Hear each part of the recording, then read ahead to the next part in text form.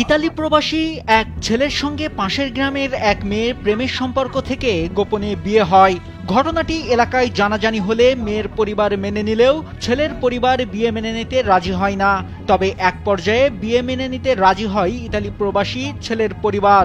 এরপর বউকে ঘরেও তুলে আনে ছেলের বাবা মা ও ভাই ভাবিরা। অনেক ঝামেলা ঝঞ্ঝাটের পর নতুন বউ ইতালি প্রবাসী ছেলে মোহাম্মদ শাকিল চাকরাদারের বাড়িতে আসে। এ পর্যন্ত ঠিকই চলছিল, কিন্তু বিপত্তি বাধে প্রবাসী ছেলে যখন টাকা পাঠায় নববধূ আরিফা আক্তারের ব্যাংক অ্যাকাউন্টে। বিষয়টি নিয়ে কথা কাটাকাটি হলে আরিফা চলে যায় বাবার বাড়িতে।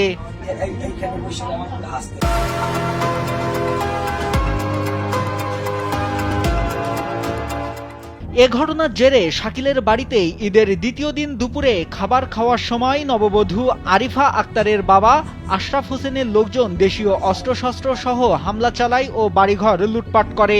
হামলায় শাকিলের 2 মাসের অন্তঃসত্ত্বা ভাবি ও 3 ভাই আহত হয়। পরে তাদেরকে আহত অবস্থায় উদ্ধার করে স্থানীয় স্বাস্থ্য কমপ্লেক্সে ভর্তি করা হয়।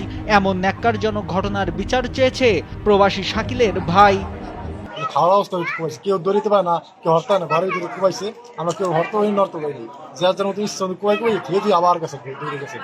কেউ সামনে টাকা পয়সা সোনা গানা যে আসলে সব লুটপাট করে নিয়ে গেছে। আমরা যেখানে বসবাস করি, কেন আমাদের গ্রামের লোক আমাদের ইদা না, মানে আমাদের একটা উপকার আসবে, যে গ্যাঞ্জামটা ফিরাবে, তারাও লিড দিয়া দেয় এদেরকে মাইরা পালাও। ঠিক আছে, তা আমরা চাইতেছি ওরা 5 ভাই, ওদের 5 ভাইয়ের ভিতরে 2-3 ভাইকে মাইরা পালাও।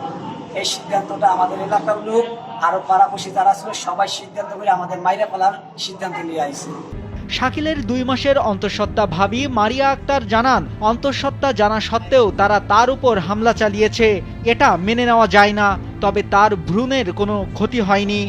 আমাকে মাথা থেকে বাড়ি দিয়ে পরে শোয়াই দিছে, পরে আমি অজ্ঞানে পড়েছি, এই অবস্থায় মারছে। মারার পরে আমার গলায় চেন ছিল আর হাতে আংটি ছিল, এই এনেছে আর এদিক দিয়ে বাইরেছে, আমার পিঠ মিট বাইরে অস্থির হয়ে গেছে। মানে আমরা কিছু বলি নাই, আমরা বইসা রয়েছি, ওরা হঠাৎ এই জিনিসগুলো করছে।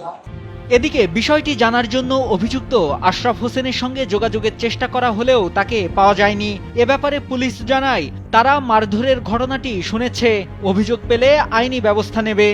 দিয়ে গেছে কিনা জানি না, তবে আমি শুনছি মৌখিকভাবে যখন ওদের এলাকার লোকজন আসছিল বলছে, লিখিত অভিযোগ দিছে বা দিবে এরকম। অভিযোগটা পাইলেই আমার অফিসার হয়তো বা গেছে, নাহলে যাবে, মামলা নিয়ে নিব। মাদারীপুরের রাজৈর উপজেলার পূর্ব কৃষ্ণাপুরা গ্রামে চাঞ্চল্যকর এই ঘটনাটি ঘটে।